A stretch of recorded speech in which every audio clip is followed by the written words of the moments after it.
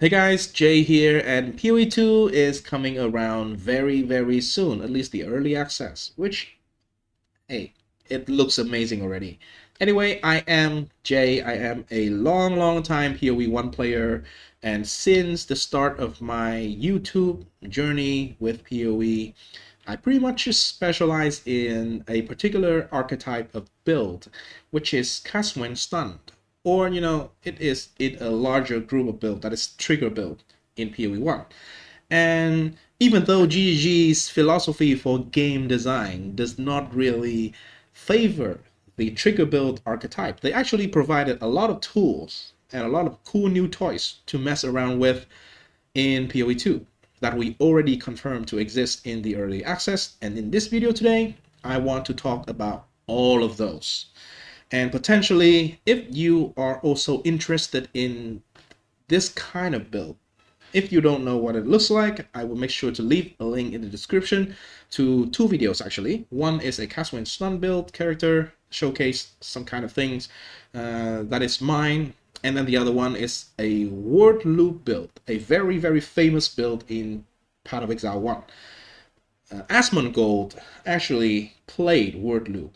So yeah, I will leave the video to that so you can basically see how it goes.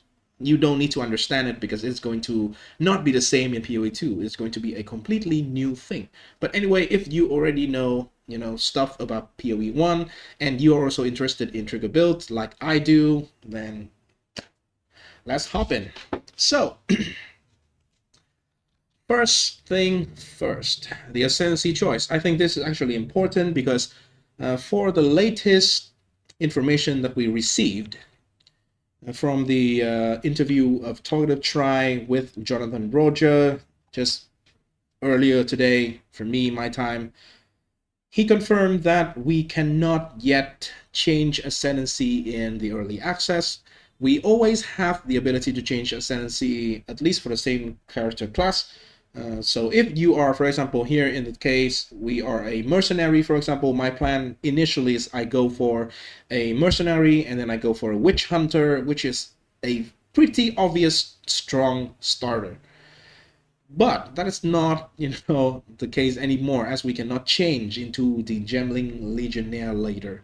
So I tried to go for Gemling Legionnaire early on because I think that the extra support for gems, like the quality for gems, and then also the extra gem slot is going to help a lot if you are a trigger build because you want more triggers, more trigger setup pretty much to get more damage and more firework going all around your character. But now that I think about it, if we have too many support gems, they are all meta gems. And I don't think it is like easy to get like an infinite amount of spirit. All meta gem reserve spirit. And so we can only have a limited amount of gems for triggers anyway. And if the goal is to try and do a build that is entirely like loopy, triggery build, without pressing any button or like pressing a button like once every 30 seconds to 1 minute or something like that, that is the kind of build that I'm looking for, then the extra gem slot actually is not that helpful, to be honest. So I scrapped that plan. That is just removed. My plan now is just to go straight for the Infernalist, not the Elementalist. Infernalist, I already have a video like right when we have the content review for the early access. I already have a video going into why Infernalist is going to be probably a very good choice for a loop build.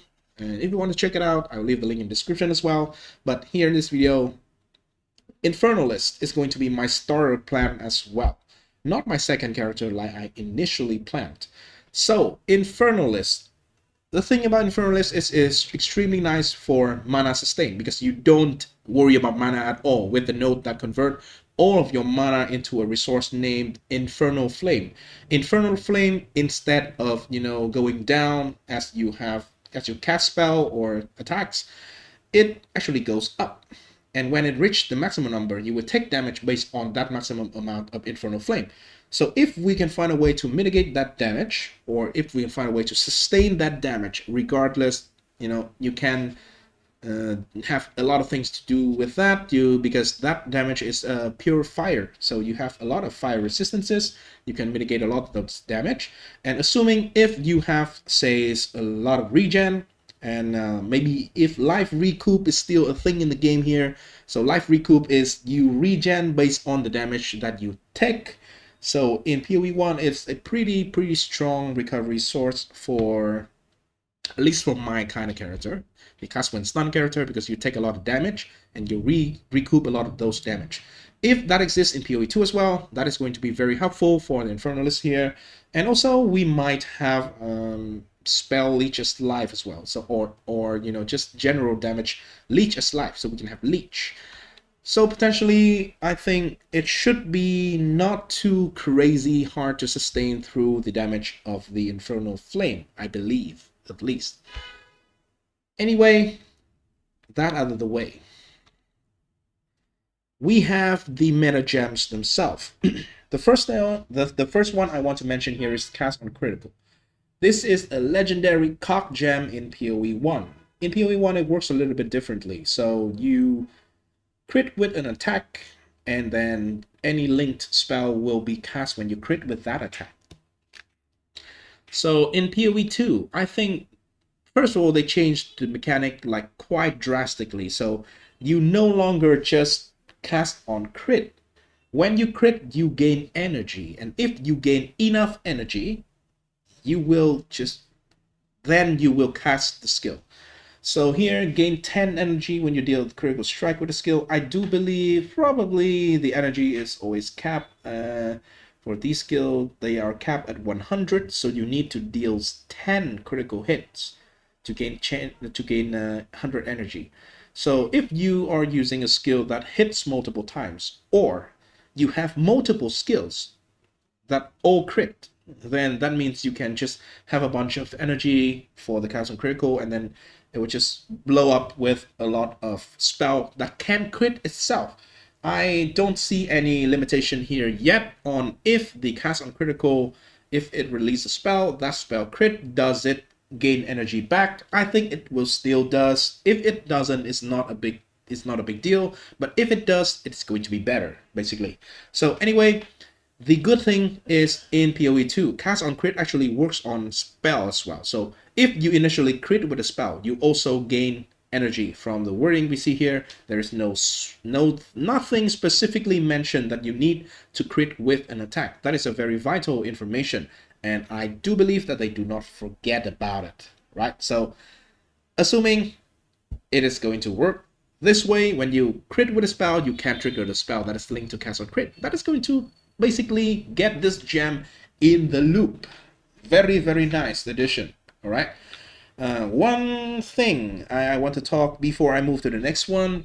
Well, I do hope that if they still keep the cast when damage taken, or cast when stun should be hard to work early on because it kind of requires a bunch of unique items that make it work. But cast when damage taken is like a staple support gem. I think it's a very good one. I do hope they still get the cast when damage taken gem in the game. Maybe they modified it, but pretty much the theme is you cast when you take enough damage, and with a very big less damage multiplier, pretty much. So if it exists in the game, it makes everything so much easier. But if it doesn't, let's find a way. We also have a bunch of new trigger gems. So they are all meta gems, so they all reserve spirit, and they all work the same way as they build up the energy. In this case, you gain 20 energy when you ignite an enemy with a hit from a skill, once per use. So if you are, igniting the enemy, one spell can gain you 20 energies. 5 spell can gain you 100 energy. So if you are linking this to a lot of spell, if you are triggering a lot of spell, each of them can potentially gain energy for you, if that makes sense. So then it will trigger off socket a spell and just had a lot of spells go. This on itself is not enough, but we also have cast on shock, which function the same way except it is shocked, and cast on freeze, which also again function the same way, but on freeze. So we can potentially do something like this. So cast on ignite, if for example I would just use 2 meta gem here. If you link cast on ignite to 5 shock spell or 5 lightning spell or any spell that can shock really, if you link cast on ignite with 5 cast on shock spell, those when trigger will shock the enemy 5 times with each one of the spell, and that will give you 100 energy toward cast on shock. And if you link cast on shock to 5 fire spell, each of them will give you 20 energy back to the cast on ignite. And so if it worked that way, it would just be a complete loop that is just work on itself, assuming that you have a target nearby to actually ignite or shock on. So things like that, right? Obviously, you can try to do more than that. You can have cast on freeze. I don't know. Let's just wait and see. Next one is cast on minion death. This is a very interesting one. So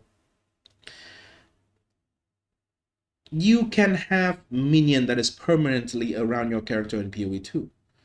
And they will just revive after a short duration after they got killed, right? So potentially if you have a bunch of minions and you use a skill that is linked, not linked actually, I'm sorry, and you use a skill that, or anything that basically kills off the minion, you will trigger a bunch of spell. And this trigger can be used to trigger other thing, and to trigger another thing, to trigger another thing, those kind of things, right? This will work, I think, pretty well with Raging Spirit, assuming, this is a very big assumption. In POE1, when a minion expires after its duration, it counts as death. So the cast on minion death actually will trigger on Raging Spirit expiration. And, well, hey, if you link Raging Spirit to any fire spell, you would just have a bunch of them around your character all the time because you continuously have fire spell going on and off and on and off. So yeah, if you have these minions around your character, when they expire, they will count as death. And also, by the way, in POE1, when they got replaced, they also count as death as well. So yeah, it's just something that works on itself. So yeah, pretty nice, pretty neat. We also have another tool that can potentially be helpful in this situation where we need cast on minion death, is Minion Pact. This is support gem that you linked to any skill that you have to use yourself, by the way.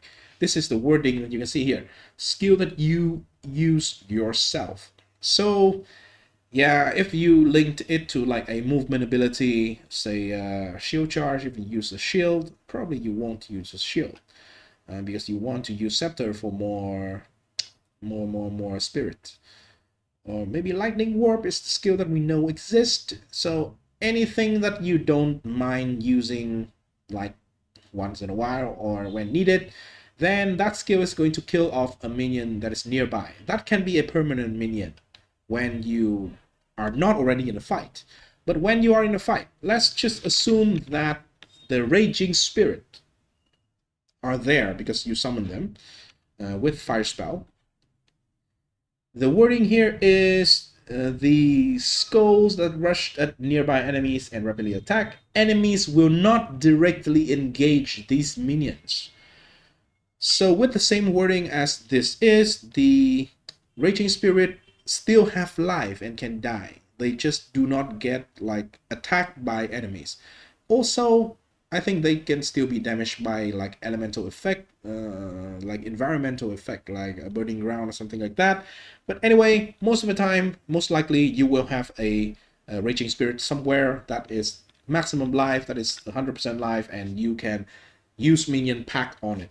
And it would just kill the minion and then trigger cast on minion death. I think this is potentially a pretty fun thing to do. Maybe just this thing can be like a build on its own, just have a lot of minions around, You shield charge around, then you just trigger the any skill that you want really on cast on minion death. I do enjoy this idea a lot.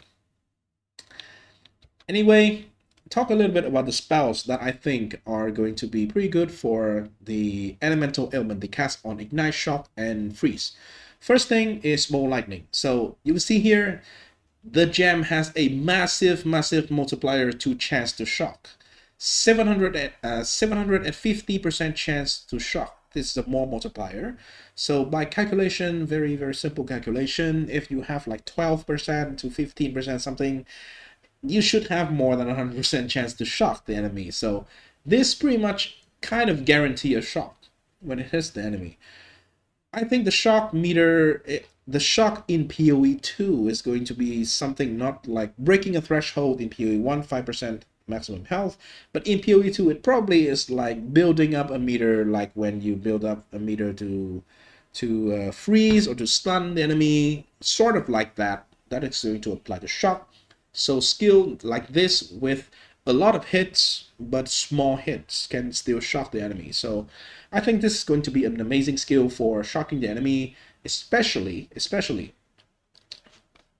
mechanically, this is a relatively slow traveling projectile. So it will just exist on the field for a duration, and when it exists on the field for duration, if we have any sort of like internal cooldown for the trigger gems, this can potentially help with it, because the duration of the skill, the duration that it can provide shock, or potentially if you add some fire damage to it, if it can ignite as well, then hey, it would just trigger really well, really well, I think. Second, comment. So this spell has two things. First, hits are freezing. This is just straight insane synergy with cast on freeze, right? You don't have to build up meter, you don't have to have any condition, guarantee freeze. So this is very good. Second, assuming that we still have cast when damage taken for some by some miracle in the game, this skill costs 92 mana as a base. With support, this is a very high amount of cost, of mana cost. So it can build up your infernal flame very quickly. I think if you scale a lot of cost for this skill, you have a skill gem that increase the cost of the comet by a significant amount, then you can easily get to a point where one or two casts of the comet can just basically fill out your mana and your infernal flame bar entirely and just take damage. And when you take damage, you can cast when damage taken. Assume the gem exists. So potentially two upside there, but at the very least, it is a spell that guarantees a freeze, which guarantee cast on freeze. Very nice.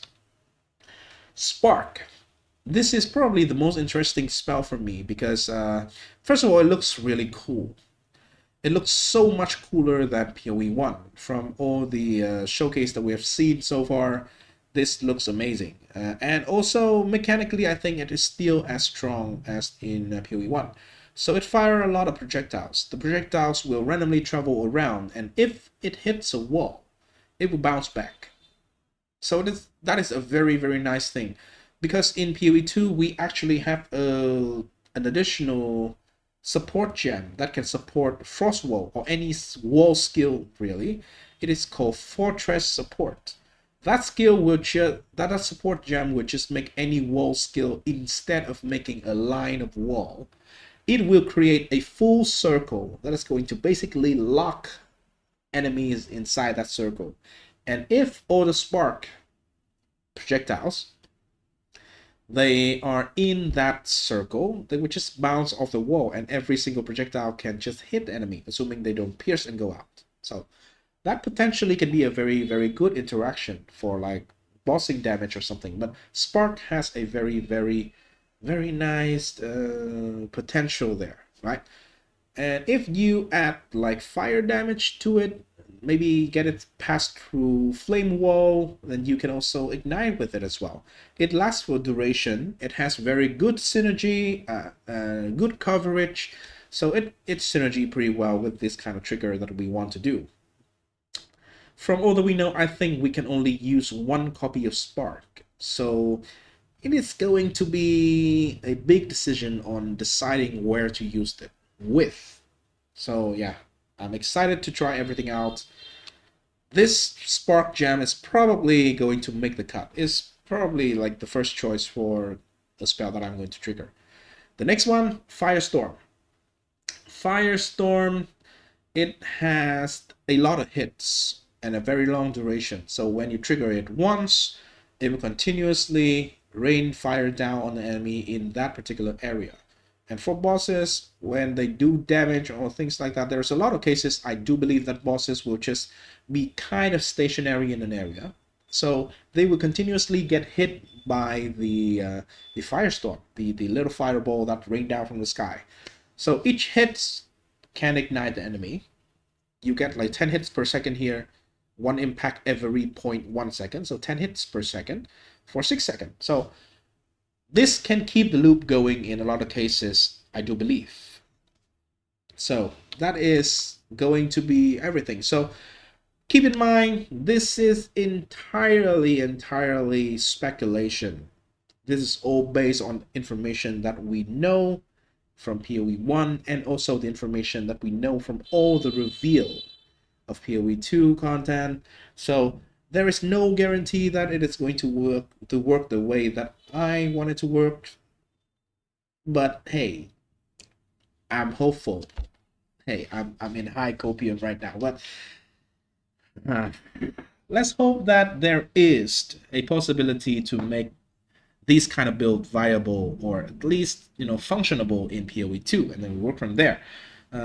Anyway, my plan for League Start, not League Start, my plan for early access start as the first character is probably going to be, I will guarantee now, I decided that I will go for the Witch, and then I will become an Infernalist. I think I'm going to have a pretty easy time, at least early on. Why the Witch? First of all, if you becomes an Infernalist, you can have a way to deal with mana, so it is a very good quality of life there. And also the nodes that give you the Infernal Hound, or the Loyal Hellhound, something. That minion seems that is going to be the Guardian minion in PoE1, which is OP. So that minion seems to be able to carry you through, early game and so also early end game as well, given that you can support that minion from the Ascendancy skill. So that is something that is fun that I think I'm going to enjoy as well. So if you want to, go for some sort of trigger build later, if you're interested in this kind of stuff, make sure leave a like, subscribe, so you can follow this channel, and then maybe later on we will have something cool to show the world. Right? I also have a little Discord community. I always leave the link in every description of my video. So if you want to, discuss when PoE2 come up, it will become very active. Right now, everyone is kind of in hibernation mode. So yeah, it's kind of dead at the moment. But every time a league start, it becomes very lively. So like-minded people in there who enjoy this kind of playstyle, we can just discuss the findings with each other so we can come up with a properly work character sooner, basically. So anyway, thanks very much for watching. I hope you will also enjoy PoE2. Well, I hope I enjoy PoE2 as well, because there's no guarantee, right? But from everything we see, it's supposed to be very, very cool. It's supposed to be very, very amazing. So yeah, thanks for watching, guys. See you in the next video. And peace. Okay, wait a minute. Peace. My camera is broke. It not broke all the time, but when I turn it on, for a few minutes, it will just becomes buggy. So I decided to just not turn it on anyway. So yeah, anyway, peace.